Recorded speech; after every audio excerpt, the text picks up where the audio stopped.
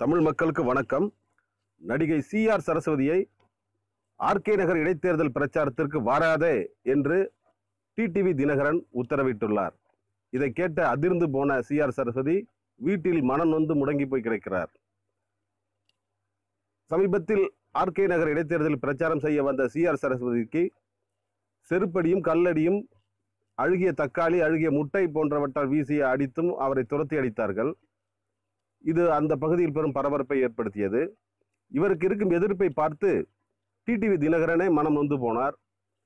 உன் மீது மிகவும் கோபமாக இருக்கிறார்கள் ஆர்கே நகர் மக்கள், நீ அங்கே சென்று பிரச்சாரம் செய்யாதே, நீ பிரச்சாரத்திற்கே வராதே, தேர்தல் முடியும் வரை நீ அந்த தொகுதிக்கே வராதே என்று அதிரடியாக உத்தரவிட்டுள்ளார் டிடிவி தினகரன்.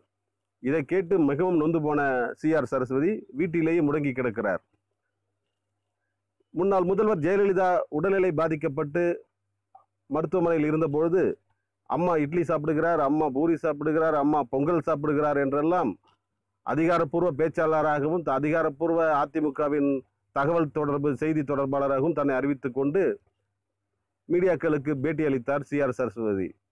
ஆனால் அது இப்போது அவருக்கு பெரும் எதிர்ப்பை ஏற்படுத்தியுள்ளது. இவர் இவ்வாறு கூறிய பொய்கள் தான் இன்று அவருக்கு செருப்படியாகவும் கல்லடியாகவும் அழுகிய தக்காளி அடியாகவும் அழுகிய முட்டை அடியாகவும் விழுகிறது.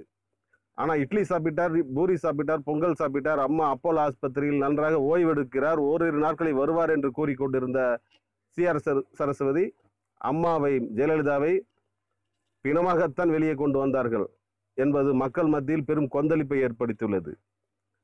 இது போன்ற பொய்யான தகவலை பரப்பியதால் தான் சிஆர் சரஸ்வதிக்கு இன்று செருப்படியும் கல்லடியும் அழுகிய முட்டை அடியும் தக்காளி அடியும். யூனிவர்ஸ் டிவியை சப்ஸ்கிரைப் செய்து கொள்ளுங்கள். கீழே உள்ள சிகப்பு பட்டனை அழுத்தி யூனிவர்ஸ் டிவியை சப்ஸ்கிரைப் செய்து கொள்ளுங்கள்.